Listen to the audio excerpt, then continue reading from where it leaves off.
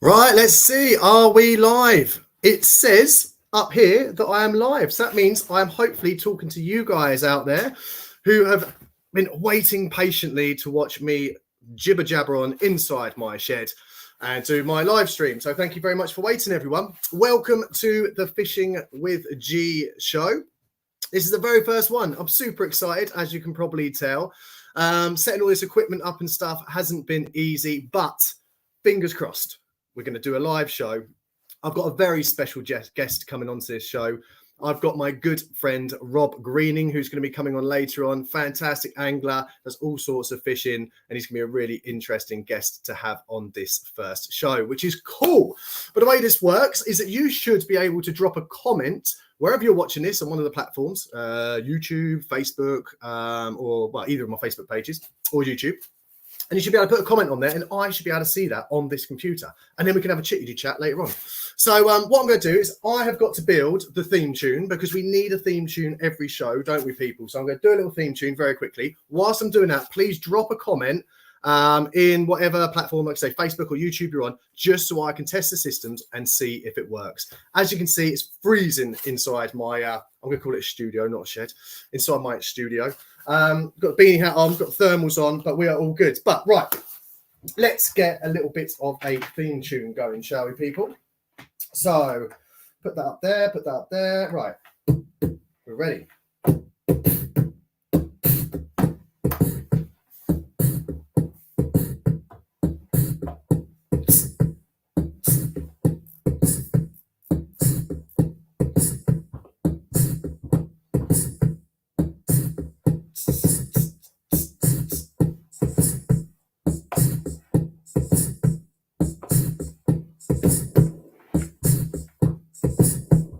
Right, there we are.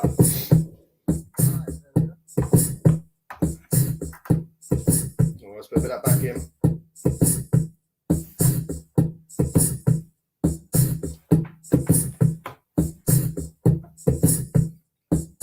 Let's have a bit of bass.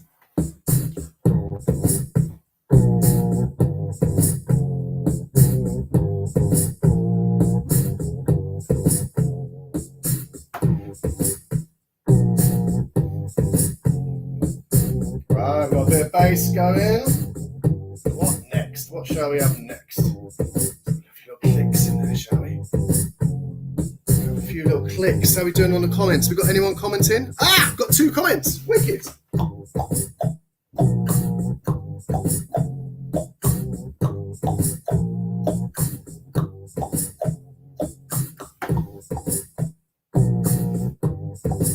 There we go. Right, final piece. We need some vocals in there.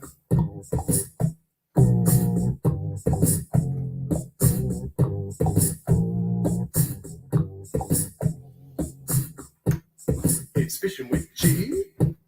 Come fish with me. If you like what you see, subscribe, subscribe. It's fishing with G. Come fish with me. If you like what you see, subscribe, subscribe. There we go. We've got it rocking, people.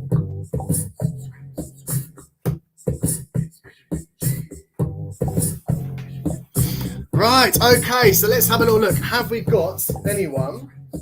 Just bring that down a little bit. Take this out.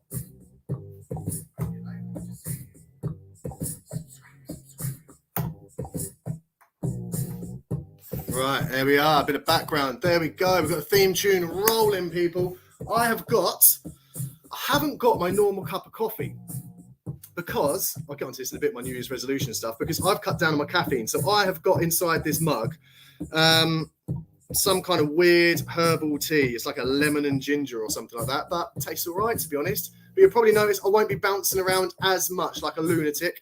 Started to realise I had a little bit of a problem when it came to the caffeine. So I'll put that down there. Right, let me test these comments. Has anyone put a comment inside here? Let's have a little look. No heating in the shed. That's exactly right. Yes, G. Loving these. Nice one. That's from Gareth. And that is from, who's this? Dings Vids. Hello, Dings Vids. Nice to see you. I think you put a comment on my other ones as well, didn't you? Right, okay, so we have got that rolling. I can see my comments. Let's move on to the start of the show, shall we, people? Hang on, let me just bring this up a little bit. Let's have one more, shall we? Let's have one more. Ready? Here we go. Fish with me. If you like what you see, subscribe. Fish with G. Come fish with me. If you like what you see, subscribe. There we are. Right, keep that on there. That's enough of that nonsense. As I said before, when I was doing my my other video, I got this a couple of months ago. It's a Boss RC505. It's like a little looping thing with a microphone on it. It is loads of fun. Now, I am not a musician. I'm certainly not a beatboxer, but I just love learning new things, which is one of the things I want to do this year, is learn new things, hence the live streams, hence the filming of the videos, the challenge series, and doing a little bit of music as well. So really pushing myself this year in 2024. I was feeling like, I'm 43 years old now. I was feeling like I was getting a little bit stale, to be honest with you. So needed some new challenges. Right. And that leads me on to, ready? Let's see if it works. Yes. The challenge update. Now, I'm just having a little look. There might be some lagging on this. I hope that the signal is okay with the internet. We will see. But hopefully there's not too much lagging. Again, stick something in the comments if you do see that this is an atrocious feed. I do apologise, people, but I'm in a shed. Right. The challenge update. So you will probably have heard that for the whole of 2024, I have challenged myself to use just one set of fishing equipment to go and target all sorts of species on all sorts of venues all around the UK and actually all around Europe as well, as I've got some trips planned over there. So what I did is I stripped back all of my kit. I had so many rods. I had so many reels. It was absolutely ridiculous, the amount of kit that I had. I had 14 different tackle bags, all completely packed. I had beach casters, 2 different types of beach casters, boat rods, lure rods, fly rods, carp rods, specialist rods, all sorts of rods. And not just like one lure rod. I had probably about 8, 9 different types of lure rods, maybe even more than that, as you're thinking about it. But anyway, I've stripped all back just to one seat box. The inside it's got my tackle box, and in that tackle box it's got to carry all of the little rig components that I need, from everything from like going and catching tench and bream all the way through to my carp fishing. And I'm going to be going and fishing some big like matches. I'm going over to France to fish a big match, I'm going over to Romania as well to fish a big match, and that tackle box is going to have to do me. And also to cover all my sea fishing. Like, I'm quite a novice sea angler, to be honest with you. I'm still learning sea fishing. I'm definitely class myself as a novice. And what I've had to do is really think about what I'm going to be carrying with me when I go sea fishing, in order to allow me to fish for all these different species, but without, carrying a huge, massive, great big tackle box around. So I started doing a challenge just before Christmas. I've done 2 videos. They're up on my YouTube channel, Fishing with G, and you'll be able to see them. I went down to the Hampshire Avon where I tried to catch a barbel, and it went really well. I actually managed to catch one on the last cast of the day. I had 2 chub. It was the conditions were pretty bad, to be honest with you. Although it was quite mild temperatures, there was a really cold, strong wind that was blowing. The river was in flood as well. But I managed to catch a barbel. So that was fantastic for the first challenge. And then I even took my kit to give it a little test run down the beach. And I caught some fish, just some little whiting and stuff like that. But I was really pleased at the way that the kit performed on the beach. And I think they're going to be fine on the boats. I've got a little inflatable boat that I'm going to go taking out as well. And I plan to do some pike fishing and some more sea fishing in the very near future. So please subscribe to my YouTube channel and follow that challenge series. These live streams will also be getting put up on there as well. I did have, just before I show you some of the kit, because some people have been asking, I did have some people get in touch with me and say, like, do we have to pay to subscribe? And it suddenly dawned on me, like, this isn't, like, Christ, this is me sitting in my shed doing a live stream, right? this isn't like a paid subscription channel that you've got to pay for, like Sipography or Tom Maker's Carp or something like that. Subscribe just means you go to YouTube, you find one of my videos, you go to my channel and you click subscribe or the little bell icon. And all that does is it just tells you when I've uploaded a new video, or when you go onto YouTube, it will suggest one of my videos to you if you enjoyed the last video of mine that you watched. So you don't have to pay anything. It doesn't, you're not going to get spammed with a load of stuff. It literally just means that you're sort of following me as if you would on Facebook. But we spoke before in my previous video about the little algorithm. Now, we've got to pet that algorithm and be really kind to the YouTube algorithm, okay? Now, what that does is if you subscribe to my channel and you watch these videos, that tells that little algorithm that my videos aren't too bad. And it goes and tells all around the world, other fishermen and fisher ladies, that I'm doing this stuff. And then they come and watch as well, all right? So it really helps me out. So please, please, please subscribe. Right, where are we? Just before we get on to, I can see Rob waiting in the wings patiently. You stay there, Rob. Don't you go anywhere. Right, let me come over here. Because, just on the challenge update, I'll just fill you in with some of the equipment that I decided to use on the challenge. Now, sorry, sometimes I look up here at the camera and then sometimes I look down here at the screen. So I'm flitting between the two. But the equipment that I had to pick for this challenge, like I said, has to cover everything. Now, the rods that I chose are the South Coast Rods ST10s. Now, these are prototypes. They'll be available in the next probably couple of months, but they're absolutely awesome. So a 10-foot carp rod. But that was a bit of a no-brainer, really. I'm fishing. I've got my 10-foot carp rods, and I've also got the 10-foot util rod, which is a spod rod that accompanies it. So I've got the heavier rod, the spod rod, for if I'm, obviously spodding, but if I'm going conger fishing or tope fishing or something like that. But I've also got the carp rods as well, which will do me as more of an all-rounder rod. So that's my setup. My sort of like my carp setup has to go and do everything else as well. But the problem I had was reels. And I was racking my brains because I wanted to be doing things like lure fishing and holding the rods for long periods of time. But then also I needed a reel that was solid and robust enough to be using in the saltwater as well. So I've actually got two different types of reels that I've got in my seat box or with my kit. The first one is, and I'll put it up here, this little bad boy here. I don't know if it's picking it up very well or not, but that is my absolute baby. This is a Van Stoel reel.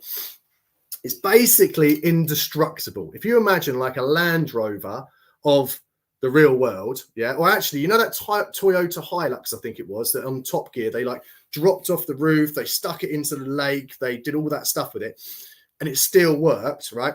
That is like these Van Stoels. They're bomb-proof. People over in the States and stuff, they actually like go in wetsuits, swim out to rocks and stuff, have the reels underwater, and they still work.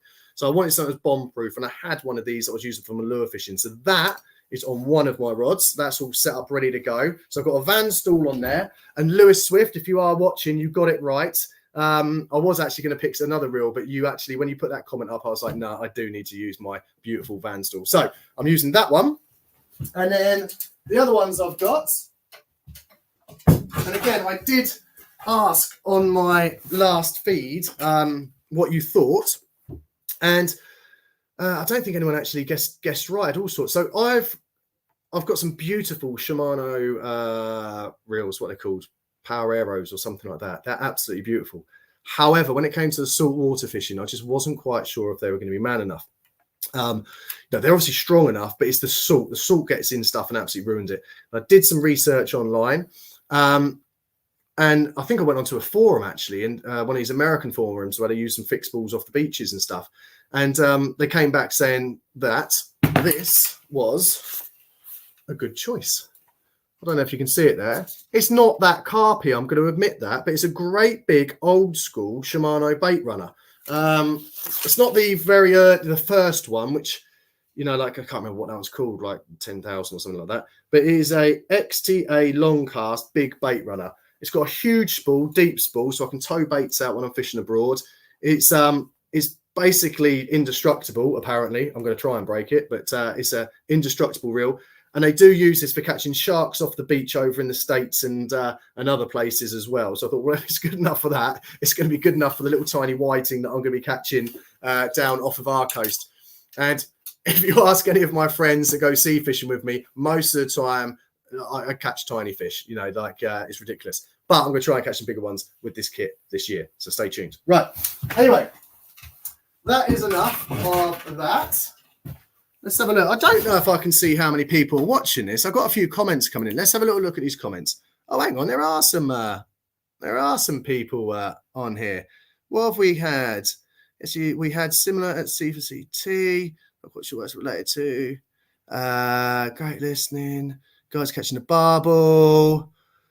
Greeting, loving the challenge. Fly fishing going to be a challenge. Yes, you are right. So this is, let me click. I think I can click on this and bring it up. Yeah, look, I'm just testing. To be honest with you, this is the first time I've used this live. So let's have a little look. So if I click on the comment, I can actually bring it up and we can discuss it. Great, loving the challenge. Fly fishing going to be a challenge. It is going to be a challenge, fly fishing. However,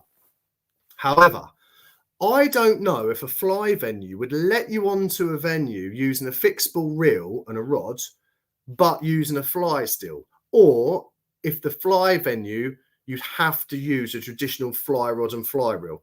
I don't know, because if I can go there with that, I will go there and try and catch one of those rainbows or something with a fly on the end of it, free lining it. So I will give it a go. I will. But you are right, it will be a challenge. Who's that? Angling coach. I'm not sure which angling coach you are, but thank you very much, angling coach. Right. Let me just come back over here. Anything else that you want to ask about the challenge before we move on in this show, people? Anything else that you'd like to ask me about my challenge? Speak now or forever hold your peace. Yeah, Craig's just put agreed with a laugh on it. Yes, that is going to be a challenge. Right, okay, let's move on. Let's move on in this show. What have we got next? I've got to give the click, didn't I? We're a bit this. Right, next up, we've got news. So on this bit here, I just thought we'd catch up with a little bit of news that's going on in the fishing world, just very quickly. There's two bits of news that I caught up on recently, and I thought I'd just share those ones. First one is that, and I want to give a bit of a shout out to him, really, that is that Les Webber up at Angling Projects in the Colne Valley. Now, for a lot of people out of you that are in the carp fishing world or that fished around the Colne Valley will probably have heard of Les Webber. He's done some fantastic work for, I don't know how many years, getting people into the sport, mainly working with youngsters through his angling centre that he's got on the side of a lake up in the Colne Valley. It's a lovely lake that he's got there. And he's been doing work for, I don't know, I want to say 30 years or something like that. He's actually got an MBE from it. But Les Webber actually donated to Great Ormond Street Hospital £10,000. I think it was last week, but £10,000 went to Great Ormond Street Hospital.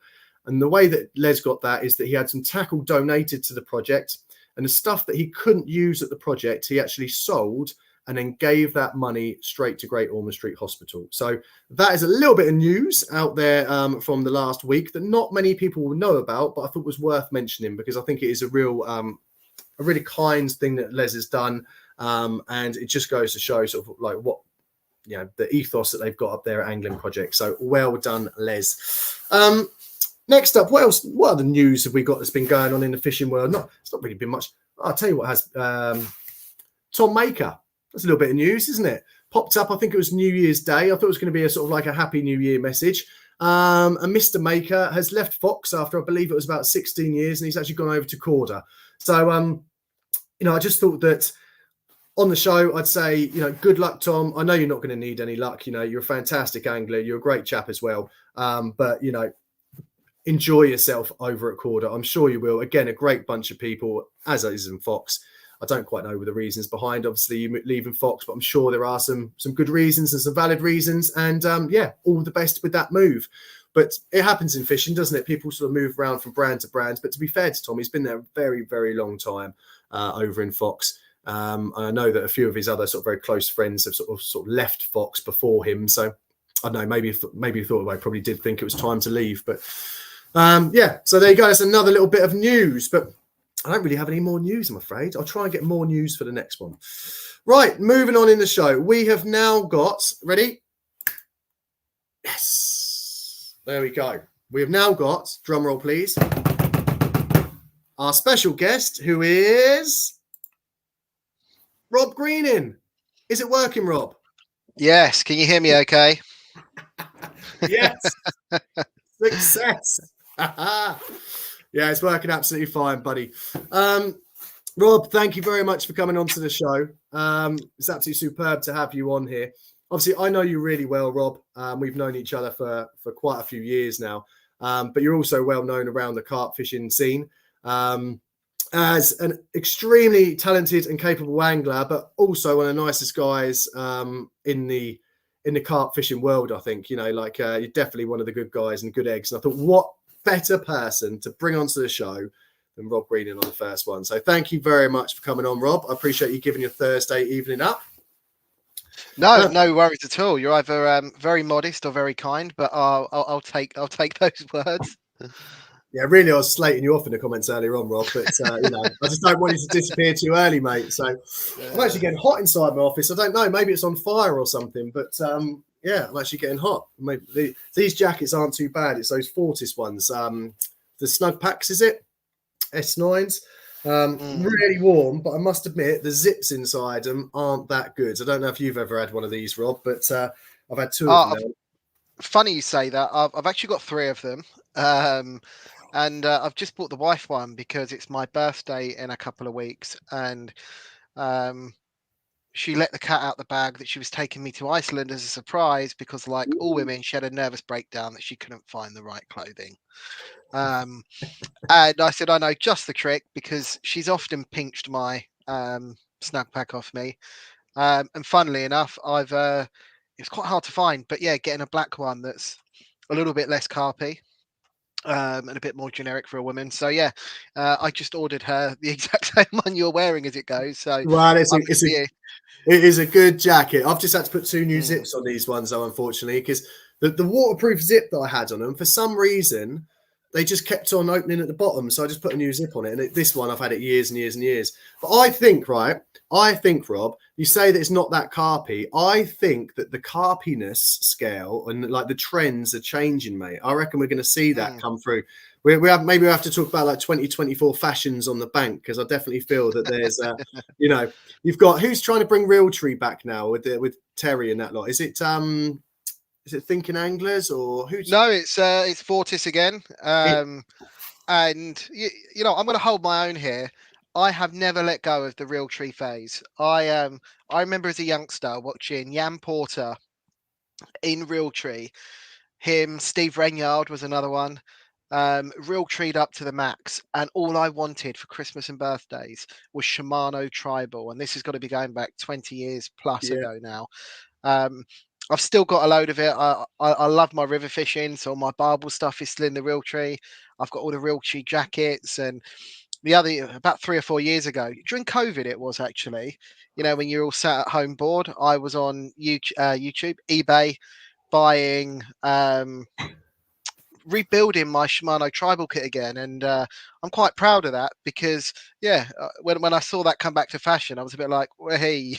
You're a trendsetter. You were a trendsetter, Rob. That's Set what them, it don't was. follow them. That's it, yeah. Well, I have to ask, have you ever gone to a carp show fully dressed in camo? No. No. Maybe we need to put your normal clothes on. That's it. Maybe we need to tick that one off the box on 2024 and go to a carp show and full on Realtree. But yeah. No, I used to speaking of Realtree, I had some stuff that came from the States, actually. I think it was from Cabela's, the shop over there, and that was Realtree, like hunting stuff, and it was superb. It was really, really good stuff. But getting onto your fishing, so I'm trying to think, Rob, when did we first meet? It must have been at a match sometime. I know we fished at Willows against each other, but I'm sure we fished matches against each other before that. When I was fishing with Tom, and I think you were fishing with your brother back then. Is that right? But there must have, where did your fishing start, Rob? Talk us through, how did you get into fishing? Where did your journey into fishing start?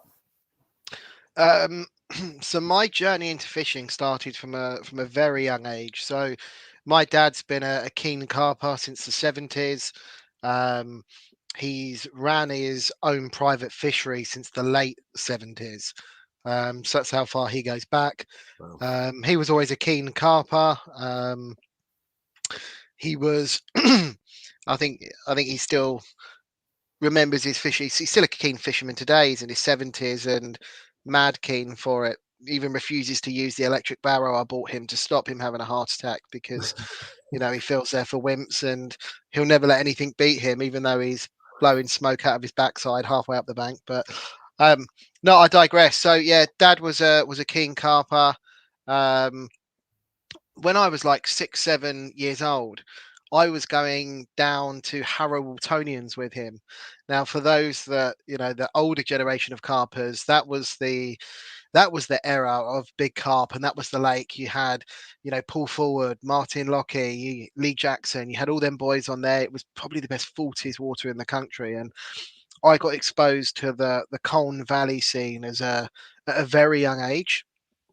Didn't necessarily start fishing those waters until I was about 9 years old. But yeah, in the run up to that, my dad running a fishery, primarily carp, but mixed course. It was brought up correctly on the float.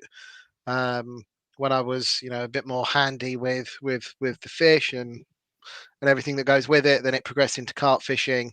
And then I got really seriously into carp fishing when I was 9 years old. When I was a 9 or 10. Yeah, 2002, I think it was. I attended the Carp Society's first junior carp camp, Right. which was at Horseshoe Lake.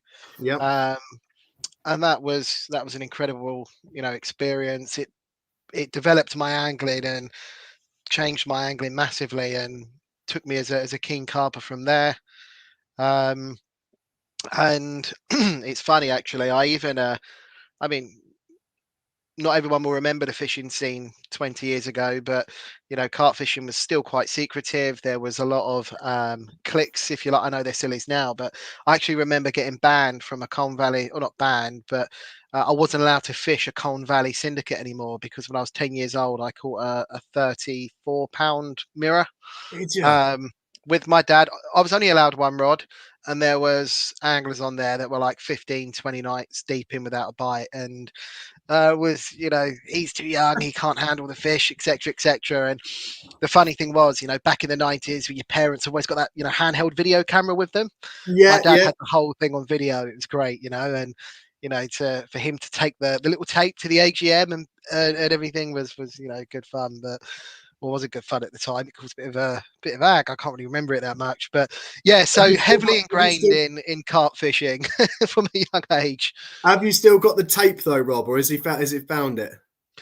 Funnily enough, my parents moved house 4, 5 years ago, and we found all of these tapes. Even like the there was a video of me floater fishing with Ian Paul. That's another blast from the Really? past name. Yeah, yeah, Um, yeah. at Horseshoe Lake, I found so many old videos, and these are times that I have no recollection of, and my dad can still remember every single one of them. Obviously, the horseshoe stuff, I vividly remember. Um, but yeah, no, massive, massive box of them.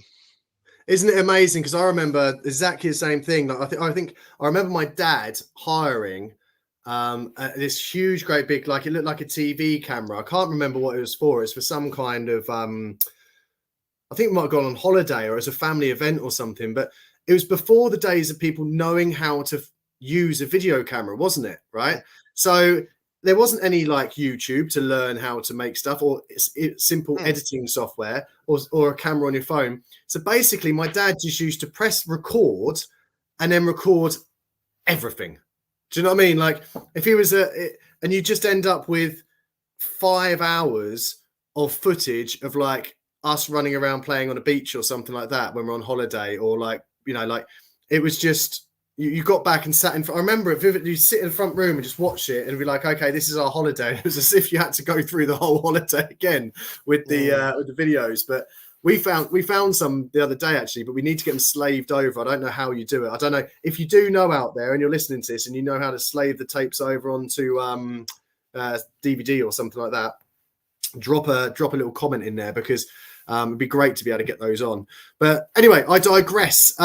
So that was at 9 years old. So that's like a real young age to get introduced into carp fishing. And just for those people out there that are watching that don't know, you have got a twin brother, haven't you? And your twin brother is also a very capable and avid carp angler. And you actually fished together in the British Carp Angling Championships. And, well, from the sounds of it, pretty much your whole life you've been both involved. Is that true? Or did you come into it at different times? Did you come in at 9 years old and then Brad sort of like come into fishing later on? No, so both come into it at the same time, both shared the same level of enthusiasm back then, and we still do now. This will make you laugh. So my dad, throughout the season, used to fish every Friday night after work. We used to take turns on a Friday, being picked up from school, where one would jump directly in the car with dad and go to the lake, and mum would pick up the other one and bring them home. And we was always on rotation. And that carried on from the age of like 9 and 10, all the way through to 15, 16. It More or only less take every Friday night, yeah, more or less every Friday night. every Friday night. Yeah, there's a few syndicates in the club waters in the Colne Valley that my dad belonged to at the time, still does. And yeah, it was just rotation. And when we moved into secondary school, if you was late for class more than 3 times a week, or a load of other rules, you always got what was called the Friday detention, where it was an hour being kept behind on Friday. On my week to go fishing with dad on Friday, I had to be on my best behavior. Because if I was because school would finish at, I think it was 3:15 from memory. And by then, time you get picked up, you've got to beat the M25 traffic to get round to the Colne Valley. That's an hour's drive. Get set up, find the spots, blah, blah, blah. So if I got detention on my week, then Brad automatically took my trip, and he still got his the following week.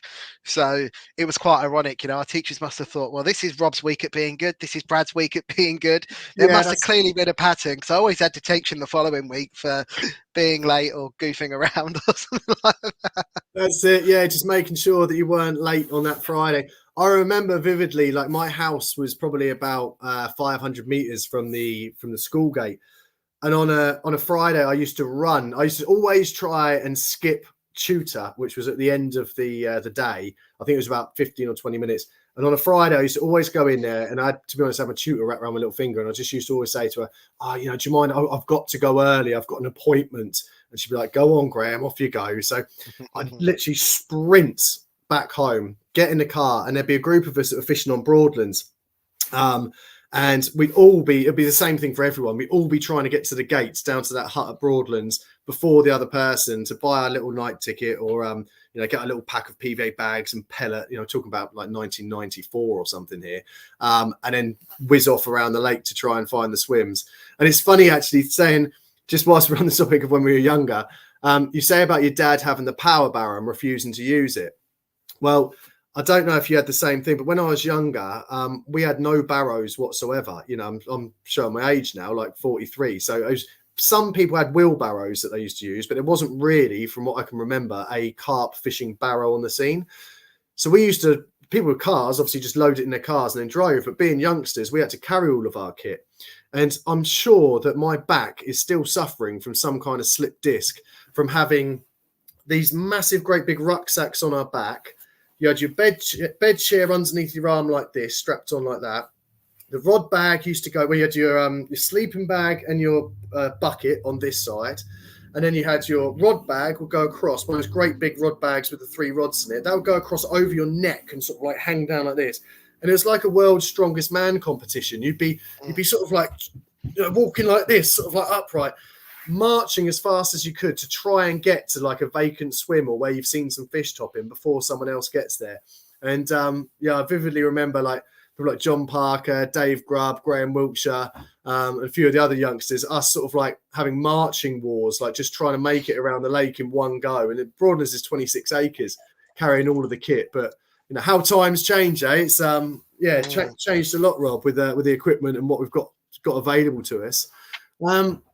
Just before we get into I haven't got any notes. We're just chatting, Rob, basically. So we just let's see where this goes, mate. But before we get onto your sort of moving into competition fishing, and I think there was quite a pivotal moment in your competition fishing. Mhm. When you talk about your dad, sort of like being an avid carp angler, and he, you know, Colne Valley, you know, basically, you know, lives and breathes carp fishing. Can you remember the first time that your dad showed you the hair rig, or was that before your time? Like, because I remember being shown the hair rig the first time. I'm older than you, but I'm just wondering, was it still a sort of like do you remember it being a secret when you were younger, or was that before your time? No, so I started carp fishing properly as a junior late 90s, and way back then, and my dad still uses the same rig now that he used back then, and it was excuse me. My dad's always been primarily a pop-up angler, if you like, always uses pop-ups. And it was a Jim Gibbonson style line aligned rig. So piece of shrink tube with a liner on it coming out, shot underneath it, and a hair with a pop up on. And yeah, coated braids were back out then. It was Christon. Um, Generally was, and then I think in the early thousands it was Suffolks that we used to use. Before Corda entered the scene early mid thousands, I think it might have been. But yeah, no. So I've always used a hair. Yeah, you're obviously quite a bit younger. How old are you, Rob? 30. Oh, you're 30, aren't you? Yeah, it'll be 13 years difference. Yeah, I remember. Yeah, so I would remember the bit before. Yeah, probably when you were a baby. But it was all hush hush secrets and all these. Mate, some of the rigs that I was knocking up, like when I was like 13 years old, were thinking they were wonder rigs. They were shocking, mate. Absolutely shocking. Did you Well, remember you know this thing? what? Sorry to interrupt there. What he actually used to use on his hair was a hair with a loop that slipped that you it's like a lasso. So Yeah. he would have a lasso style hair and would lasso his bait on his pop up. No boiling needles, no nothing, and that's like a forgotten method now. Everyone's got a bait stop that they're sorry, a baiting needle they're piercing a boilie with. But you know, back then it was homemade corkball pop-ups, polystyrene balls with paste wrapped around them to make your wafters. Um, and yeah, he used to use a lasso, and yeah, he Yeah, taught me that man. from a young age. And you know, it's crazy now when you go to a lake. Um, there's head torches on, there's lights, there's noise. Back in the 90s, you shone your head torch on the water. Someone was yelling at you across the lake, asking you what the bloody hell you were doing. You know, and Yeah, like man. when I was a kid going, my dad, we mastered the art of doing everything under the cover of darkness. You know, by the feel, you could get the pop up, put it between the lasso on the hair, tighten it up, you know, just feel where your shot is. You cast out in the dark, you know. Um, like even now, you know, when someone's got a bite because the head torch goes on and you see the splashing around in front of the net. You know, back then it was, you know, you never grabbed your head torch on the way out to a bite. You done everything by look and feel and you know, I mean, there's so many forgotten arts from the 90s. I was thinking this the other day Oh, actually. mate. Like Yeah. little things. My dad used to put a towel over his bucket and then close the lid on the bucket. Now all night long you see as people are ripping their bloody bucket lids off. Like it was just such a special era. And everything I look back when I think about, you know, carp fishing as a kid, it was just brilliant. Yeah, You yeah, know. I totally agree. And it seems to be, and it's probably because of things exactly like we're doing here, where you got like YouTube and stuff, where it's so easy to sort of like follow the norm, as it were. But back then, everything was Mm, fresh and new. It was more like hunting, wasn't it? You know, like you daren't shine your torch on the water. You didn't walk around behind people's swims like whilst they're fishing there and like making noise or disturb them or anything like that. It was very much, yeah, sort of like very intimate and sort of like kept yourself to yourself. But mm, it's funny you should say about torches, because I remember when I first started, I don't even know if there was head torch. Well, there might have been head torches, but they were big, like I don't know if anyone out here listening remembers these. They had like a huge, great big battery on the back of them. That was like this great big square battery, and then a sort of like a big bit on the top, like a coal miner's lamp. You either had that or you had the Maglite torches, which were the metal sort of ones you could like club people with and that sort of stuff. You know, like they were absolutely like used in nightclubs and truncheons and things. But I remember like going back to you saying about putting the hair stops through and things. I remember using something called it was Christ multi-strand. I don't know if anyone out there remembers Christ multi-strand, but if you tied a rig with that and then you tried putting the hair stop through it, it was an absolute nightmare to do, especially in the dark and stuff. And I remember I've got like, it's just one of those things that stick in your head of having the torch between your teeth like this, trying to hold the torch whilst you're trying to put the hair stop in, with your jaw just aching and killing because you're holding this great big heavy metal torch inside it and you're trying to put that hair stop through. Yeah, gone are those days. We've all now got lovely head torches and yeah, and all follow the norm really. But no, that's cool. So moving on. You had so you started at 9. You were fishing with your dad, going after school and stuff, and then there was a competition. Did you fish the junior BCACs? Is that right? Yeah, so the BYCAC, BYCAC, yeah. yeah, started on that. I think when Brad and I fished it at the time, we were the youngest juniors to fish in the event. We were 10, 11 years old. Where was it held? Held at Linear, then it went to Thorpley one year, then because of flooding in 2005 or something. And then back to Linear. Yeah, so we moved onto the match scene. Not out of competitive angling or anything like that. One, it was an opportunity for me to fish somewhere different from home, meet other anglers my age, and I very quickly learned to develop new skills. You know, a skill set that not even my dad had or could teach me, which was the competitive side of fishing. You know, if you linear now and Thorpley and those big day tickets are no different now to what they were back then, except now you have all the information readily available. Back then, it was still a bit of a, the spodding over zigs, solid bag fishing. I know solid bag was back in Broadlands, way back when, but there's a lot of 3 rods on the dance floor is what they call it nowadays, isn't it? With tight spodding and little tiny baits and perfectly balanced rigs.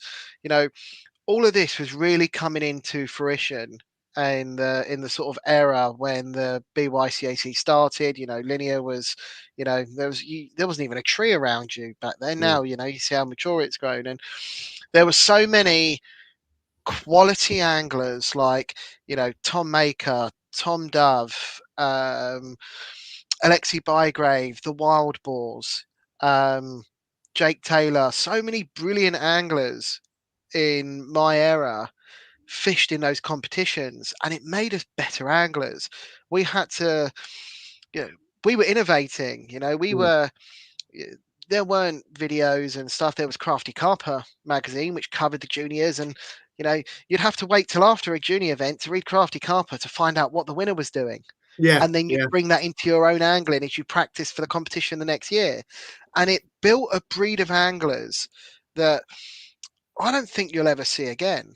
I think there was a massive dynamic shift or demographic shift of good anglers in the sort of late thousands with some of the names I mentioned, and all of that was born out of fishing in the British Junior Championships. And even to this day, when I look at all the quality anglers coming through the ranks now, you like your Finns and those guys that have come through a top level at a young age in recent years.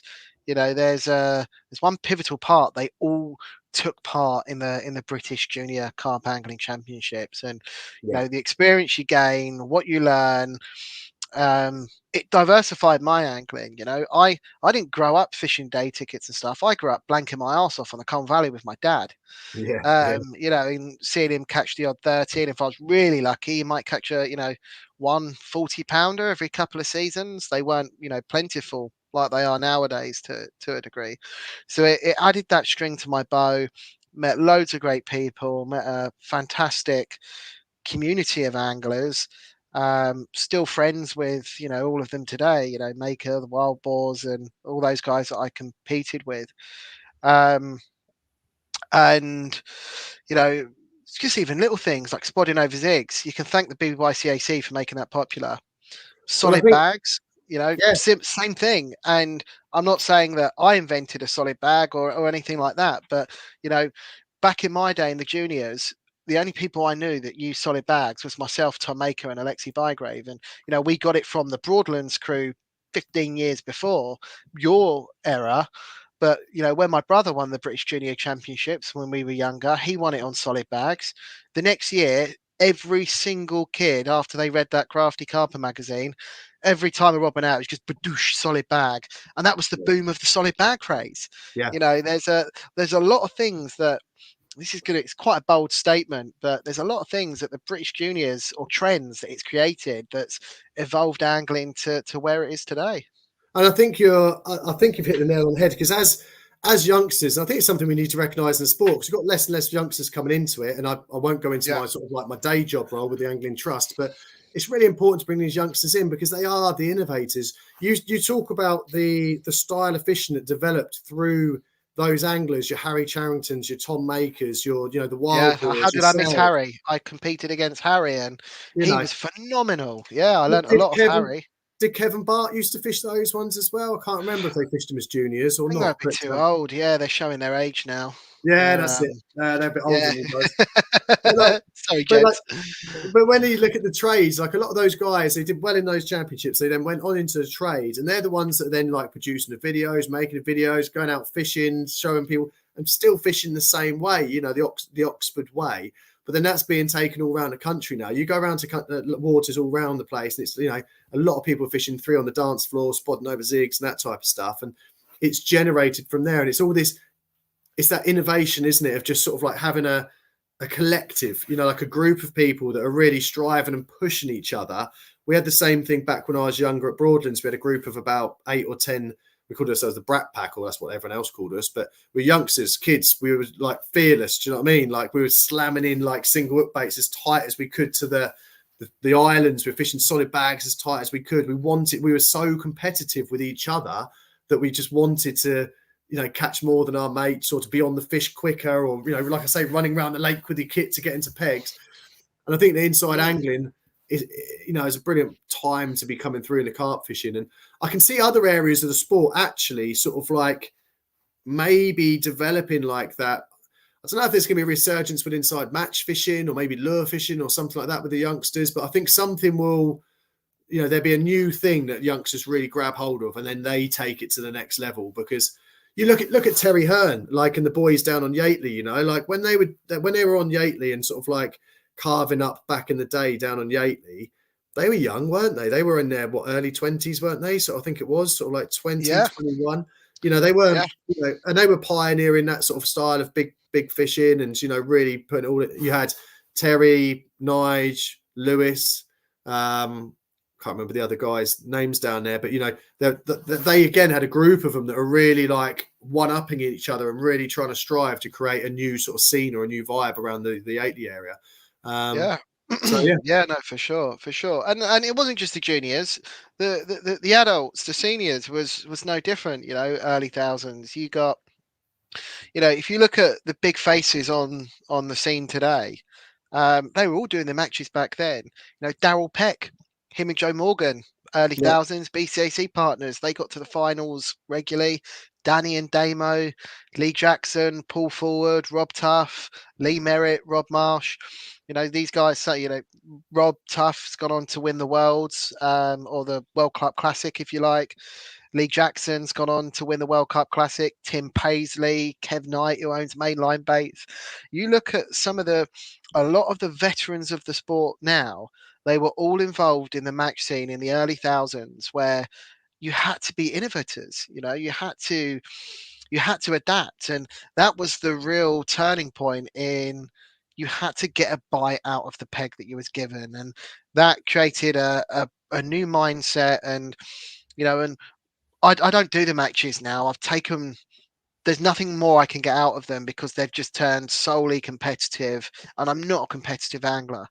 Back then it was parties the night before, marquees, beers, barbecues, panda pops for me and the juniors. But when I was 16, I first entered the British adults. I thought, yeah, I'm getting involved in that one now as well. And I caught the tail end, when Rob Hughes owned the competition, and Yeah. it was, it was phenomenal. That the social side was great, and it's changed a lot now. It's very much money driven. Turn up to a lake, blokes there with a clipboard, no atmosphere. You do your draw, you try and catch a fish, and you go home. And it's a shame, but it's kind of fizzled out now. Well, we'll see. It'd be interesting But to see actually what Steve and Lee bring to it with the new owners of the BCACs. Because to be fair, yeah, the Barlow absolutely.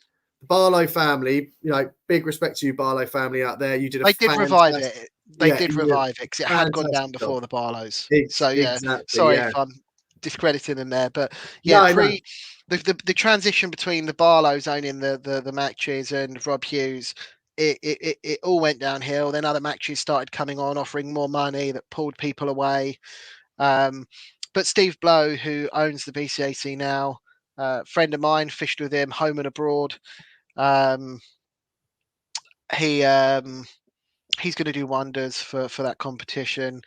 He was an early adopter of the match scene, and it'd be nice to see it, revived. And who knows, I may even do it again. I Yeah, haven't done it for a few years now. it's going to be interesting because obviously, I've been part of the England set up, and I've seen overseas, a lot of the other countries, they are predominantly, or a big part of their carp fishing community goes match fishing. And I know it's not everyone's cup of tea. Some people, it's like Marmite. Some people love it, some people hate it, but it does give you that really nice scene to sort of like get involved in, I think. And it'll be interesting to see. I think we're at a turning point now of like, new owners of the BCACs. What are they going to look to do? And also, there's lots of other little matches cropping up as well, isn't there, Rob? So it's going to be an interesting one. But I picked up on something there that you said, which moves me on to the next little bit, because we've spoken about your match fishing stuff. Just before we move off of your matches, you fished the BCACs. Did you get to the finals? You got to the finals of the BCACs, didn't you? Yeah. Most times I fished it, we got to the finals. I was going to say, because I always remember you being like, you and your brother being very consistent match anglers, very, very consistent. What do you, and obviously it's a unique dynamic having you and your twin brother in a peg. What worked between the two of you? Because when I talk to people about match fishing partners, and I used to fish with Tom and we gelled completely in the peg, but it's very hard to find a new match fishing partner. What works with you and your brother in the peg there? Is it because you grew up competing against each other and you're in the peg trying to sort of like work your side and him work his side, or do you really come together? How does it work in the peg, you two? So what makes a good pairing in match fishing is trust and autonomy. Um, is that they both go hand in hand. So um, you're both going to have very different ideas, and it's bringing them together without causing conflict is what makes a good duo. And yes, you both might have different skill sets and stuff like that. But take Brad and I for example, and it's not all graceful. We're a bit like a swan. It might look graceful in the swim, but in the bivvy, our little legs when we're paddling away, look, we can row and argue like brothers at the best of times. But if I use us as an example, I'm I'm a lot more chilled out. I'm more methodical. So Brad's very good at, right, this is the method that's working. I'm going to go and do what I should do, or what, other people are doing, which will dictate to get a bite, whether it's spanking zigs at long range, or putting two on a spot and spotting tight, or chucking bags every couple of hours. And I'm very good at, I'm not going to cast out my side of the swim. I'll happily take the duff side and leave it quiet, because you do find in matches, especially if you pull a corner peg, you keep things quiet, the fish come into you. Yeah. Like, I'm good at, I think my strength is reading the situation as to what can nick a bite. Brad's is doing what the done thing should be on that venue. And then between us, we find something that works, and then we double down on it. There's no debating. Um, everything's just fluid. We both put the same amount of effort into the preparation. Quite often through in a match, I could be doing all the spodding and casting, and Brad's reeling in all 4 rods when there's fish on them. Yeah. It's a joint effort. Team effort, yeah. My rod goes on his alarm and his goes on mine, and we don't care what the setup looks like. We're not carpy or anything like that in matches. We just harmonise, and when we disagree on something, and you'll always disagree in matching. Oh, I think I should be doing this, and the other person says, no, we should be doing that. If you can't come together very quickly, or have the maturity to, one person steps back and not hold it against the other person when, you were right and they were wrong. That's what makes a good match team gel. And, when you look at yourself and Tom, you've done very well. I'm sure you'd agree. It was the same. I look at the way that Bartlett and Hewitt worked together, that Mansford and Ryan Need worked together, Marshy and Merritt, watching them in the matches. When you've got that when you're in sync and you're in tune and you're not bullying each other off or one person's being dominant, it works. Exactly. I think you hit the nail on the head. It's that trust as well, isn't it?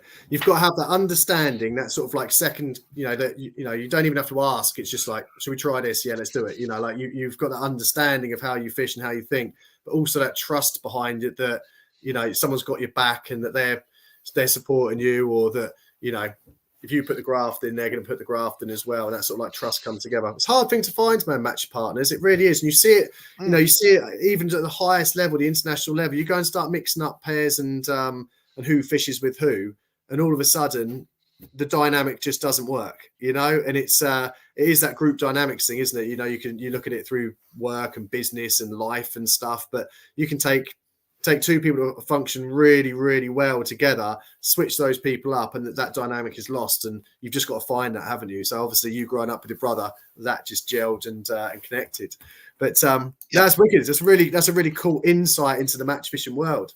We're going to move on now. The next one I've got with you. Ready? Here we go. Yes. Look at that. I love doing that, Rob. I'm so technologically unadvanced. It's unbelievable that me just being able to pull a banner up on the live stream fills me with so much joy. But we've got the back of the net section, which is sponsored by South Coast Rods, right? So for those people out there that don't know, South Coast Rods, new rod company, offering some fantastic rods for carp fishing. Go and check them out at southcoastrods.com. And they have kindly sponsored this section of the show. And if you go into the comments on YouTube, you'll be able to see a discount code, which will give you a discount if you do buy a set of ST rods. So there you go. That's a little shill for South Coast Rods out there. That's over and done. Let's get on to the back of the net story from Rob Greening. Now, Rob, this is all about that one capture that made you do the Danny Fairbrass, right? The go on, get in, go on, yes, come on, like that. Yeah, one of those ones, yeah.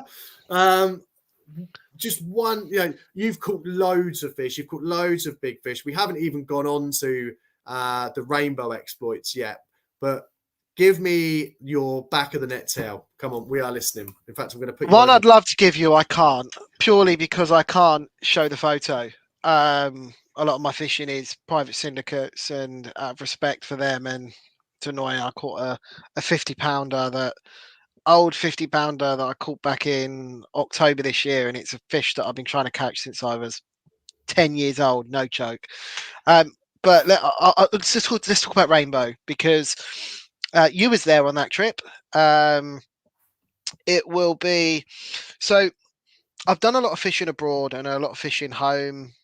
Fished all around the world. I've fished in every continent now, and something was lacking from my fishing, and it was the adventure. Carp fishing in the UK was becoming very busy, very competitive. It's not you and a lake anymore. It's you and a load of other anglers against the lake. And I started getting bored. And I do 3 or 4 French trips every year and always have done. I'm in a fortunate position with my work when it's going good, it's going good. I can take loads of time off. When it's bad, I have to dive in. And or work from the bank, rather, when I say take time off. And I'd always wanted to fish rainbow. Watching Kevin Ellis's videos, for anyone who's seen them, they're just brilliant. Just watch them, just do it. Good mates with Tommy Dunlop and a few others that fished the bow. Punished them to get on. I was even offered a trip to Rainbow, which it was my dream to go, and a friend of mine was in dire need of treatment and ended up raffling that off to raise money. And so when my time to come to Rainbow finally happened, and that was through Tommy Dunlop, um, I by Rainbow's so hard to get on. Getting a booking is ridiculous. You've got to be invited by someone you know, and then when you go, 9 times out of 10, you'll never get a rebook because it's just too popular. And there's only 13 swims, and it's a European hotspot. And I got lucky and well, I didn't become friendly. Pascal, the owner, no doubt through a kind word of Tommy, offered me a rebook. And then off the back of that, I got 2 rebooks for the following year, and then 2 again, and then week trips started turning into 2-week trips. And I started putting the effort in going to Rainbow because Rainbow was a whole new experience. There is not a lake in the world like Rainbow in terms of the kit you use, the way you have to present your rigs. You're fishing in a sunken pine forest with hooks on branches that are coming out the water to run your line on the surface and sub floats, and then to hold bottom on a big slope you've got a 10-ounce lead by a hook with another 10 foot of lead core and an 8-ounce lead to hold bottom because you're on a big slope like that, and then your line's coming up to the surface and running back. You've got to try and do all this in a boat and in a wind. And watching the trials and tribulations of those anglers, I was like, yeah, that's an adventure, I want that. And even getting the kit together, it costs thousands. Getting decent outboard, echo. You need 300-400 meters of braid on your reels, right? To allow for any accidents with motors and stuff. Some tows can be up to 280, 300 yards perhaps. And you and the experience, like my first trip at Rainbow, I used normal storm poles. So the first bite, they are so savage, they snapped on the bite, just Really? bent in half. And if anyone wants to see what a rainbow bite is like, go and watch Lee Morris's video in Peg 18 he put up last year. He actually shows you that, a Fox storm stick on the bite, rod buckles over, it just goes bang and the rod goes flying. Like Rainbow makes you a better angler because you don't go down the tackle shop to fish Rainbow. You go down to B&Q. You buy cable ties. You buy bits of metal that you can bend around to run your line across all the different elements on the surface between you and the spot. You're fishing presentations that you use to make fish bolt in directions where you want them to bolt out. You've got 20 foot of pole driven into, if you're fishing in 18 foot, you need 25 foot of pole pushed into the ground with a hook on the end to run your line out of. Because between you and the spot, there's 20 foot deep gullies with 1 foot bars. So it's like the Jurassic Park of France. It is, isn't it? The fish are monsters. And one thing that people don't see is when you think of Rainbow, you think, oh, you just go out there and catch big carp. Graham, you've been with me on a couple of trips now to Rainbow, and it is not like that. It can chew you up and spit you out, can't it? It really can. It chews most anglers and spits them out. Back in the day, yes, Rainbow had a lot of fish in. It's got nowhere near the stock that nowadays, and it did way back when it was in its peak of action, if you like. There's 3 or 4 swims that hold the majority of the lake stock. There's 13 swims on the lake. Unless you're as a veteran from the early thousands, late 90s, you're not getting in those swims. Rainbow's a place that the regulars book year on year and year and don't go anywhere else because it's just it's constantly exciting and evolving.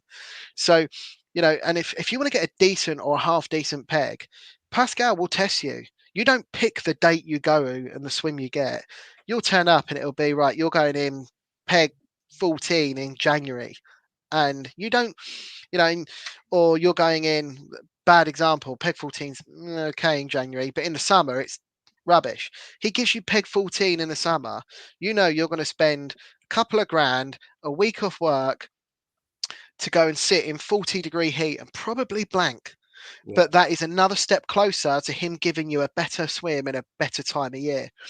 And like many rainbow anglers, I went through the trials and tribulations of, not slumming it. I enjoyed every single minute of it, but building up to, getting into a better area at a better time of year. And it's not just rainbow, but any lake can be demoralizing when other people are catching around you and you're not. And that happens to 75% of the anglers that go to rainbow. And I set myself a goal. I wanted a £70 common and a £70 mirror. Um, and there aren't many £70 mirrors in rainbow. There's a handful at best. There's probably 15 plus 70 plus commons in there. It's a good stock of big lake, over 100 acres. But yeah, and of all the mirrors, there's one in there that I wanted called Two Tone, and it's always been my target fish from rainbow. Seen plenty of people catch it. Funnily enough, I saw Ollie Davis catch it last year. Yeah, he had it, didn't he? Yeah, out of Peg 11, and I was on that trip with you, and we were talking about it the night before, weren't we? We were like, "Come on, Tuto!" We were rubbing our hands together, and that following morning, I had the bite and went out there, causing a bit of drama. It got snagged up on a bar and bits and bobs. And when I saw it, I knew what fish it was. I was shaking like a crapping dog, for lack of a better word, and yeah, it was just one of those like massive adrenaline rush, and getting it in the net was like a big sigh of relief, almost like that realization of like I've done it. I never thought I would do it. Not for a long time, and there was hundreds of hours of driving, fishing, preparation, money. It's not cheap. You got to work bloody hard if you want to keep recurring rainbow trips going, let me tell you. And yeah, all of that just come together. So I'm going to go with that one because you took the pictures, mate. You'll have them there. Yeah. Well, they're on the thumbnail. I think it's that great big mirror that you got. Yeah, On of the course it thumbnail is. It's the there. one behind us. Yeah, no wonder I thought It's of the it. one behind us. I don't know if I can Yeah. move. We'll just click this button here and see if it will. Is that going to do? No, it won't change it. But anyway, people have probably seen it in the thumbnail. That's why they've come to have a little listen of this live stream. But yeah, it was an epic one. In fact, actually, I do have the video on my YouTube channel. If you go and search on my YouTube channel under the older vlogs, there's a vlog on there of what peg were we in? Peg 12, was it? I think it was peg 12, was it? Yeah, peg 12. Yeah, so it was peg 12, rainbow peg 12. And you'll be able to actually see Rob landing it. But that fish on the bank, it was insane, wasn't it, Rob? Like I remember when we put the sling underneath it and we brought it up onto the mat, and then you unveiled the sling, and it just was huge. It didn't even look like a carp. It just looked like a different type of creature. It was like just massive. But yeah, cool. That's a great start to the series of the back of the net stories. And like you say as well, Rob, like the amount of effort and drive that you have to go through to get onto Rainbow, even in the first place, just to get that first invite, and then to be able to keep coming back, like you say, go through like the bad swims to work you up into a decent swim. And that session, we were there for a week. And how many bites did we have? I think we had 4 bites. Was it? I think I think it's about 10. I think you had about 6. I had 4, 5. Yeah, maybe it was 6, about 10, 7. that one. It was a year. Yeah, it was the 2 years. It was 2 years before yeah, that, 5, wasn't it? But yeah, 2 years before that, I blanked. I think I blanked. Was it peg 5 I blanked with you? I've had a peg couple 5. of blanks over there. Yeah, I've gone out in February and blanked in absolutely freezing conditions. No, I didn't blank. I caught one for the week. Yeah, we was in peg 5. I caught sturgeon, didn't I? Yeah, you did Sammy You had a Sturgeon. nice 60, didn't you? Yeah, I remember Yeah, that. Yeah.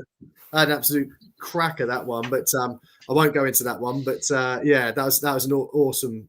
Thank you very much for the invite. Like that was so kind of you to invite me on that trip, and for me to go back from when I was 13 years old to when on my 40th birthday. That was epic. But wicked. Thank you very much. Right, let's move on to the next one. So next one we have. Yes, big ups, bruv. Supported by Nash Tackle. All right. So this big ups, bruv. This is where I ask you, Rob, all right, to try and pick out one person, so we're looking at one person on this part of the show who has put loads into angling, either getting people into the sport or running a fishery or doing the behind the scenes stuff that doesn't really get credit, if you see what I mean. But you want to use this time just to give them a big ups for what they're doing and just to give them a little pat on the back for what they've done. So have you got someone that you can give a big ups, bruv, to on the show, Rob? Loads. I'm gonna go with Simon Crow. Ooh, good Right. choice. So I've been reminiscing about the juniors. Simon Crow is a pioneer of the sport from Reduta and all of his exploits in the early days. Still a keen carper now, Yorkshireman that has to put so much effort into his fishing Yeah. just to be exposed to good carp. He's managed to successfully carve a career out of fishing without having an ego. After Yeah. all this time, and I've got utmost respect for him for that. But if you look at him in his early days, when I was a kid, Carp Talk was my Bible. Every Wednesday morning, I used to grab a copy on the way walking to primary school. We didn't have social media, and Simon Crow was instrumental in Carp Talk back then, creating a network and a community um, that done wonders for the sport. He was instrumental in running the juniors. He was a drive force behind that. He churned out this new generation of anglers. Him and his cohort, not just entirely Simon, um, Jemima and Pip and Bev Clifford, even. You know, um, so what he put back into the sport for the juniors and how it's developed through to maintaining his integrity even today, and integrity is a key. It's my favorite word. Um, yeah, massive big ups, bruv, to Simon Crow. I think To he's Crowy. quite No, inspirational. I like that. That was a great one. That was a brilliant. Yeah, I love that. I love that because again, just thinking a bit outside the box. But yeah, Crowy, awesome man. Big ups, bruv, to Crowy. I'm going to throw one in here because I get to see loads of good projects. So I'm just going to quickly put a big ups, bruv, out there to one of the coaches that does some great work around Sussex. And that person is a guy called Paul Jackman. He runs Sussex and Surrey Angling Tuitions, I think it is his website. But Paul puts so much work into the community. He does sort of like his coaching stuff, but then he also does all these free have a go days through the Get Fishing Awards that I support him with through the Angling Trust work that I do. So Paul, if you're listening, massive big ups to you, mate. Keep doing the work that you're doing. I know that a lot of the effort that you put into these events doesn't get recognised to the full extent that it should, just because of the nature of the beast. Because you're the organizer, and you've got other people down there that are doing the fishing sometimes. But big ups on that one, Paul. Very well done. Keep up the good work, mate. Right, moving along nicely. All right, so this one here, Rob. This is going to be an interesting one. Every day is a school day is the name of this topic. So on this one here, what we're looking for is a lesson that you've been taught or someone that showed you like thinking outside the box that you thought, you dismissed it or something, but actually, like you learned so much from it. So every day is a school day. So have you got something, Rob, that you, stands out in your mind as being like, wow, that really taught me a lesson, that one in fishing? Finding down to get the bites. I was massively against it. I was like, no, I want the biggest hook, the most robust tackle. Once they pick it up and it goes in, it's staying in. The more meat on the hook, the more flesh to grab. Look, massive time and a place for that. But the eureka moment for me on that was when you watch these underwater carp videos, we get done all the bloody time, Yeah. right? And then I don't know if you've ever watched like the underwater feeder fishing videos and stuff like that, where they're still fishing for like low double figured carp. They're rigs which they don't flip and turn in your hand. They're using little mono hook links with tiny hooks with the gape closed down and, big in turn points on the eyes. They're not going to catch in your hand. And and stiff hairs with a little boilie that's had 10 carp on it, and the hair's all kinked and kicking out the wrong way. They're fishing that on their underwater feeder videos, and they're converting nearly every single pickup, right? And you watch on the carp fishing videos, you got a Ronnie rig or whatever out there. They come, they spook off your hook bait 5 times before they take it, because it's just not behaving naturally. And the bigger it is, the more they can see. The smaller, the bigger it is, the more chance they can choose to take it or ignore it. Whereas when it's small, they're inquisitive. It's just another little small item. And I think that, I think whereas before I was all about mechanics, hook's got to flip, you got to have the right angle on your shrink tube to, make the rig flip in your hand and all that other stuff that goes with it. But if a carp can pick up your bait and not know that there's a hook attached, it will carry on feeding. The bait will go back further in its mouth. And then when something's wrong, eventually, rather than spit and blow, which is what carp do when they're testing something, they're like coming up, blowing and bolting off. They're just moving off or turning their heads. And that's when you're nailing them. And I think a great example of this working is Fox have just released a new underwater video. Tom Maker's pick up to conversion rate on a D rig, which is just fluorocarbon D rig with a hook on, and he uses fluorocarbon off of his reel, not off of his, like a spool of, dedicated hook link fluorocarbon, which is a lot stiffer. And his bait is that perfectly balanced on a hook link that's not like a supple braid that can fly around and the mouth and cause unnatural feeling if the bait's a bit too buoyant, but just a hook link with a little bit of stiffness in it so it doesn't roll around in the mouth like on braid, with a balanced hook bait and a bit of length. They pick that up, they carry on, or they move. They don't spit it out straight away. They move for another mouthful, and then you're nailing them. And when I was watching the underwater feeder fishing, I started scaling down my tackle to see if it got me extra bites, and it was like a revelation. I thought, why was I so quick to dismiss this earlier? And then, funnily enough, watching the Fox video the other day and watching Makers pick up to hooked ratio, just blow the blowback rig, the Ronnie rig, the this rig, the that rig, just blow it out the water. I was just like, we make it far too bloody complicated. And mate, that's such a good point. Yeah. That's one of the reasons I'm doing this challenge, Rob. Like when I went through have you seen my tackle box? Let me show you my tackle box, Rob. You like this? Yeah, show me your tackle, Graham. I'll show you my tackle. It's after 9 o'clock, isn't it, Rob? Yeah. We can do this now. Get a few more views. But this will be on OnlyFans, not YouTube. I've got a pachinko in there. But there she is, mate. So that's got to do me for everything. There's all my sea hooks and stuff in there. But obviously this was completely packed in. All these bits up here were filled with bits of metal, clips, different types of swivels and stuff like that. And I just went through it and I was like, I don't need that to catch carp. Honestly, I'm going to use either like you say, a mainline knotless knotted rig, or probably on some braid as well. Just a simple braid with a size 6 wide gape or something like that. And just go back to the basics on the mechanics and just keep it nice and natural and as simple as I possibly can with a small bait, like you say, that just moves around naturally in the water.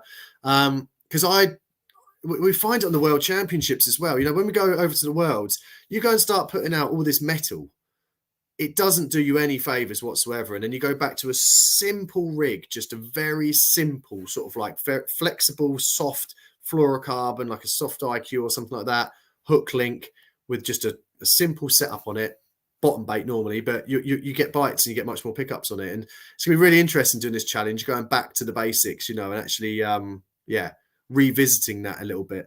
And do you know what I always go and watch for inspiration, Rob? Go on. Right? This is like my go-to. Go and look it up on YouTube, people, if you're still watching. It's late at night and you haven't gone to bed yet, but go and watch this on YouTube. Not now, because you've got to watch the end of the video to pet that little algorithm. But there's a video that is a Corda one, a very early Corda video, right? I believe it is Adam Penning that's sitting on the bank at Sandhurst with Daryl Peck, a very young Daryl Peck. And Daryl Peck is quite funny, actually. Daryl Peck is sat there, and Daryl Peck is now very confident in front of the camera, but you can see then it's when he first was sort of like getting in front of a camera and stuff. And he wasn't that confident in front of the camera. But Adam sat him down and said, right, Daryl, you've caught some of the biggest fish in the country, two-tone, you know, all the fish from the car park lake and stuff like that. You've done so well at catching these big fish. Can you go through the rigs that you use to catch it? And Daryl says, well, yeah, of course I can, Adam. You know, here they are. And he lifts it up, and it's an inline lead with some braid going through to a size 6 wide gape on the knotless knot and an 18mm bottom bait, right? And Adam's like, is that it? And he's like, yep, it's as simple as it gets. He's like, I caught all the fish out the car park on that, you know, the ones that I was after. For me, it wasn't about wonder rigs and stuff. It was about putting on the right spot and just having something that works that I'm confident in, and then getting the fish feeding. And I was like, that makes sense. You know, like if you can go to the car park back in the day and catch those big pressured fish that people were fishing all sorts of bizarre rigs, wonder rigs, trying to get bites from, and you can go there with a knotless knot and braid and catch them, that rig is good enough for me in my book, you know. And then the funny thing is that when he goes on to talk about his other captures, I think it was two-tone at the famous the British record two-tone. Was it Colnbrook? Was it Colnbrook? Yep. So he went up there fishing, and he said, right, you've had, you know, two-tone, can you show us the rig that you had that on? And he said, yeah, I can show you the rig. And he sort of goes off shot and he brings it back out like this, and it's exactly the same rig, apart from it's got a BB switch split shot squeezed about 2 inches away from the hook. And Adam's like, is this more or less the same rig as you caught the other ones on, isn't it? He said, well, yeah. He said, but I knew that two-tone liked to pop up, so I put a split shot on it. I saw a fish show that I thought might be two-tone because it looked pretty big. So I cast 30 yards behind it, wound it back onto the rings, let it drop. And then half an hour later, the rod went off and I had two-tone.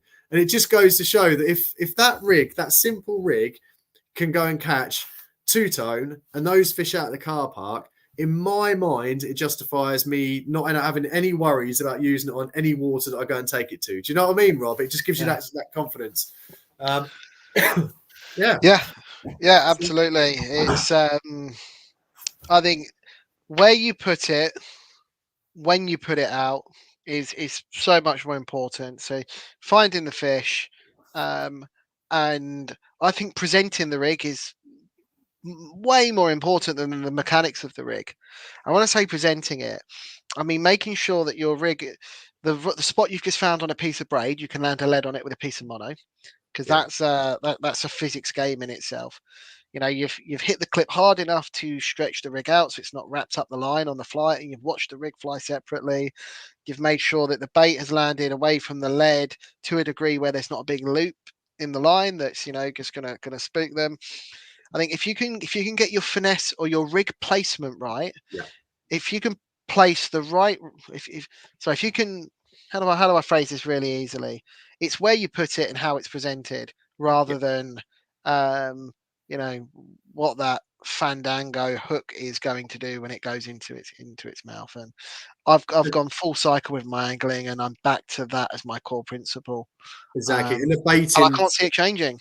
No, and the baiting strategy that you put around the bait as well. You know, like you've got the rig there, but how you get those fish feeding and moving, like you say, from one spot to the other. And I think that's key as well. And one thing that I'd learned, of course, going back about 6 years ago now, is how little bait you need to keep big carp feeding for a long period of time.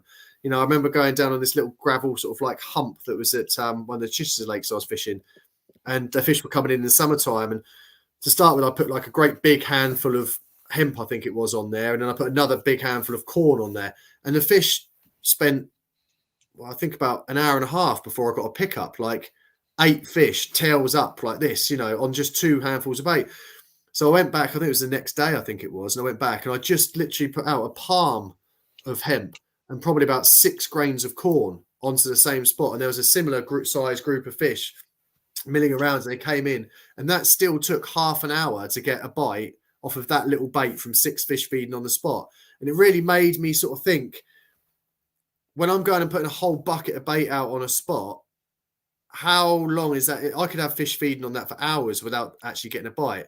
But then again, it goes the other way. We go and put a load of bait out, cast your rig out, and it goes off in your hand, doesn't it? It's a bizarre game, carp fishing. It really is. But you Yeah, know, no, absolutely, the beautiful thing and is we'll never figure it out, Rob. And that's why we'll be anglers until the day we die, isn't it? You know. So yeah, absolutely, you know, absolutely. I've actually had a question come through for me on the what chat. have you really? What's that then? It's from H_G15. Rob, do you fish for any other species? And if so, what and where? Yeah, great question. So I'm not an out and out carper. I love my barbel fishing. I like my predator fishing. Dabble in a bit of sea fishing. So last couple of winters, I set myself a target to catch a £5 perch, fishing the rivers around London and Hertfordshire and the big reservoirs like Graffham. Um, Massive learning curve for me, especially the big reservoirs like the big 2,000, 3,000 acre reses, and managed to catch quite a lot of perch to mid 4. And this autumn, funnily enough, I got my £5. So Ah, um, yes. Woohoo! yeah, I that didn't know was. that, mate. I should have thrown that up as my memorable picture. What was I even thinking? I was so fixated on carp then. That Which was an we do is. incredible catcher. Oh man, I'm so happy for you because I know that's what you were going for. So, what is it out of one of the big resis then? Come on, fill us in quickly. Yeah, it was on Grapham. It was after a trio of fours that I'd caught after blanking for God knows how long and covering however many miles. Um, what did I catch it on? Caught it on a little jig head. Um, Grafham's Grafham's a savage water because it's 40 to 60 foot deep all over. A 5 mile an hour wind is a 20 mile an hour wind. Um, Perch, as the water gets cold, they are predatory, but they still want a slower moving bait. So, trying to present a bait in 30 foot of water in 3,000 acres with a big wind and a big swell, and trying to follow the bait fish shoals is very technical in itself because you're often using 20-25 gram jig head weights, which is all so heavy, and the bait doesn't act as natural as as a fry bait fish. So yeah, that was a massive, massive learning curve. That place, Grapham, for example, spat me up and chewed me out on, a lot of trips till I finally started, learning to get my head around that. Um, but yeah, managed this winter, perched a 4 out the rivers and 4 and 5 over the big reses. Um, Barbel fishing, I enjoy a lot of barbel fishing. I do a lot on the River Lee. Um, In fact, this year, funnily enough, there's a £20 barbel that a couple of my friends have caught on a certain stretch of the Thames that I said I was going to get my ticket for it this year and go after it. And I'm so busy with work the last couple of years, I've been sort of limited to my time, and not got round to it. But that's a target for this season is a £20 barbel. Um, and yeah, I still get on my knob box as my brother calls it. So I get out on the seat box and hit the feeders and the waggler rods and do general course fishing. It just brings me back to my childhood. It's so therapeutic. I don't need all the tackle. Yeah, It's just nice to get out for an afternoon and chuck the tip out, put a podcast on, and just watch the world go by. So yeah, very diverse in my angling. I'd probably say carp fishing at best makes up half of it. really. Okay, Um, so it's about 50-50 now. Yeah, it's interesting that, yeah, isn't it? Because that's the wonderful thing about fishing is there's always some other challenge or some other species or something else to go after, to move into, to sort of like different genre of the sport. And there's enough fishing to last another 100 lifetimes. But yeah, I'm, yeah, man, I'm so pleased you got that five pound perch. That is awesome. You have to send me through some pictures of that as well because I don't think I've seen that. So that's cool. yeah, yeah, for sure. It's on my Instagram, I think. Is it? But yeah, I'll ping it over to you. Oh, just before we go on, what's your Instagram account name, Rob? No, you're asking. It is. Grab my telephonic device. Rob Greening 1.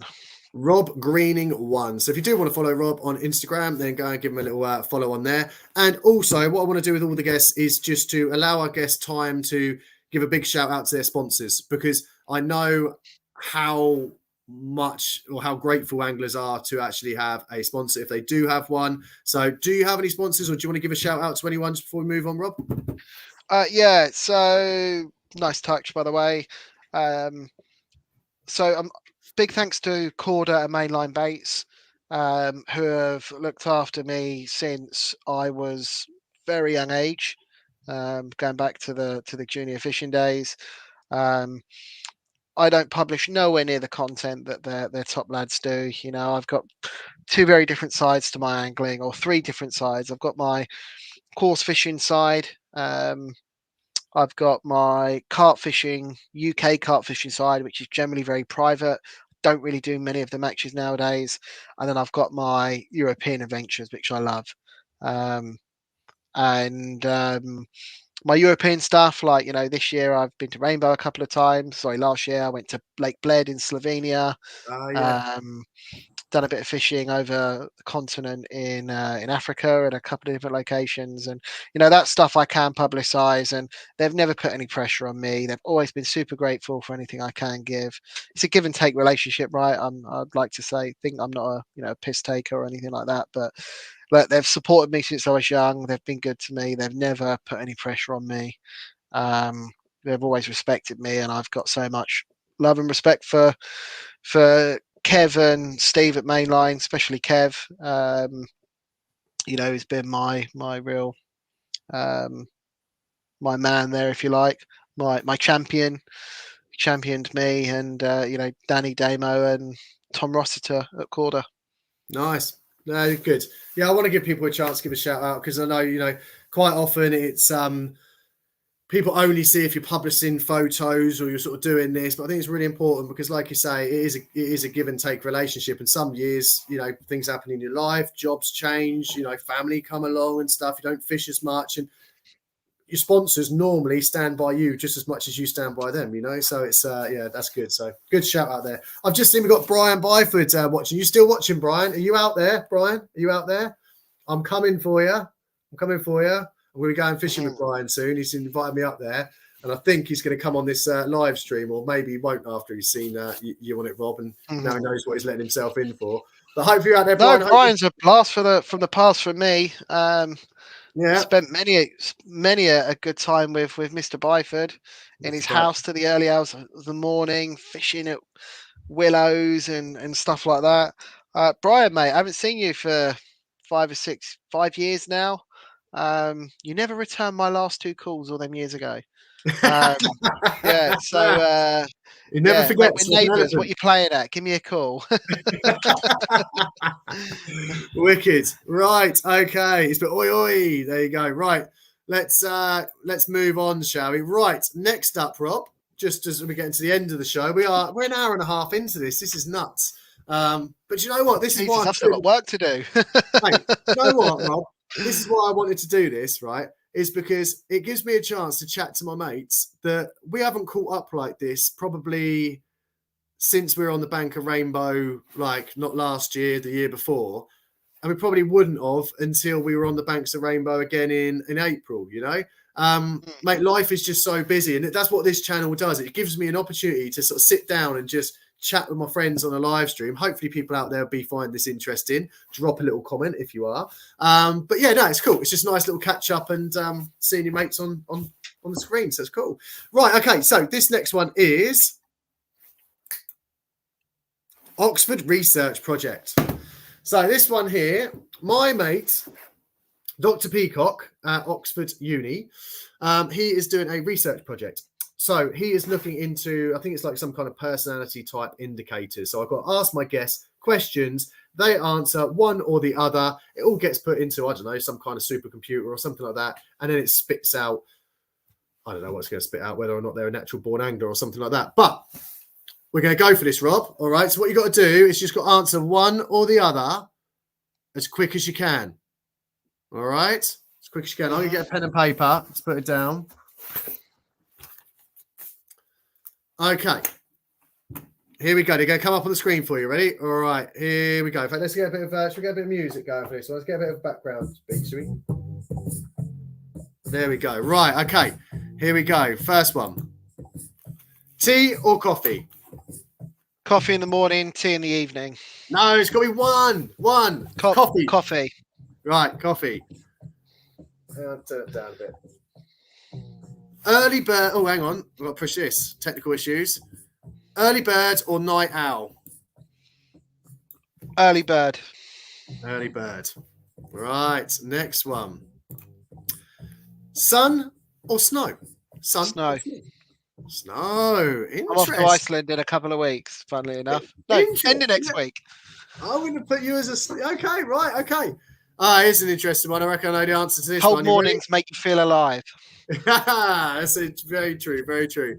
Ready? This might also make you feel alive. Ready? Boobs or bum?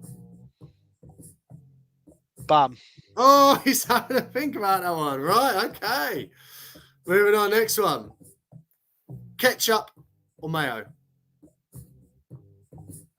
Oh, he stumped on this. Mayo.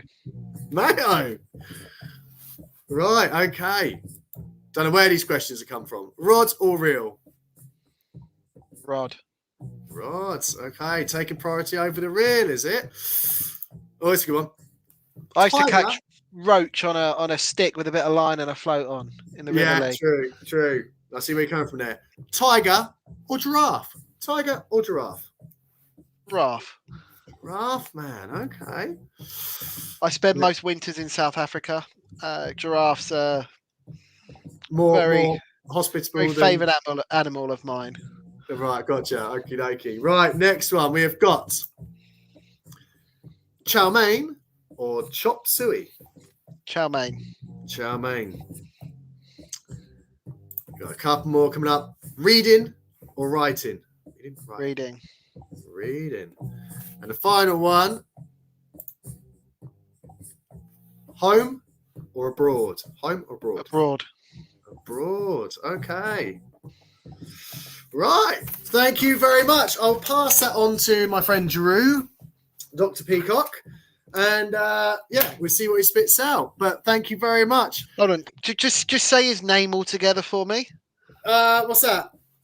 Dr. Peacock's? Yeah, you just said his name was Drew. So just say his full name. What, Dr. Drew Peacock?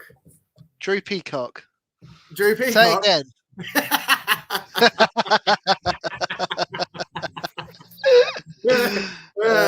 One of my favourites. Good. Well, I hope you've enjoyed that, Rob. We are done now. The show is finished. Thank you very much out there. If you do have a final comment that you want to ask, this is your chance now. So drop us a comment. Let's have a little look. There's 5 new comments on here, Rob. We've got Melly loves you, Rob. Mel loves you. She does indeed. Right. She's like Ginger Princess, Craig. Nice listen from Brian Byford. Oh, I've got one here. It says, apart from a catch, what are both of your favourite memories related to fishing? That's a big, deep question. I don't know if I've got time to go into that one, but very quickly, what's your favourite memory related to fishing that wasn't a catch, Rob? Good question, by the way. Very good question. Related to fishing. Yeah. But wasn't a catch. Yeah. Stepping onto Lake Bled for the first time was a real wow moment. And the camaraderie I shared with my mate Nath, just having an adventure. We didn't need to catch fish. Yeah, I'm going to throw that one out there. I've exhausted Rainbow in the Con Valley this chat. Yeah, we go for Lake Blade. My one would be let me just read it again. Apart from a catch, what are both of your favourite memories related to fishing? Oh, if I've got to pick, there's one up on the wall over there, but my favourite memory would be doing the mixed pairs BCACs with I think she was 6 years old at the time. Last year, my little daughter Amber, and just sharing that experience with her. That was my best non-actual catch-related memory. Just spending time on the bank with my daughter, it was magical. I couldn't have wished for a better weekend. So that is my one. But anyway, we are 1 hour and 40 deep. Rob's got work to do for the morning. I've got to go and do a few other bits and pieces. So we'll say goodbye to Rob. Thank you very much, Rob. We'll see you soon. Cheers for that. And you're back to me, so hopefully you've enjoyed this show. I'll be putting this up on the YouTube so you can watch it later if I can work the technology side of it. Let's put the old music up a little bit. We're going to be leaving now. I will be doing other shows. Got loads of other guests coming on. Hope to see you in the future. Peace out, people. Have a lovely evening. And remember, subscribe to the show. Tell your friends. And if you could, please link this video on your Facebook pages or your social media. Let's spread the love, people. Let's create a really nice community. We'll catch you on the next Fishing with G show. Take care, man.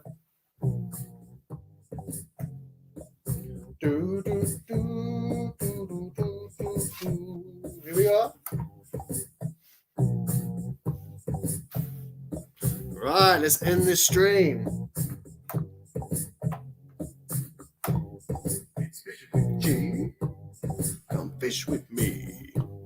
If you like what you see, subscribe. It's Fishing with G.